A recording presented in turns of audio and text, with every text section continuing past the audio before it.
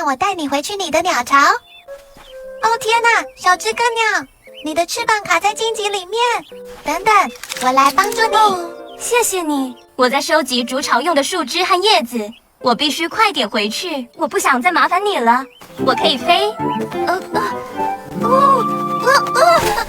看吧，你现在还没办法飞，我会带你回家。好诶，我们到了，你的巢看起来就要完成了。非常谢谢你。没错，它快完成了，剩下的我自己做。这样没问题吗？当然没问题，看我的。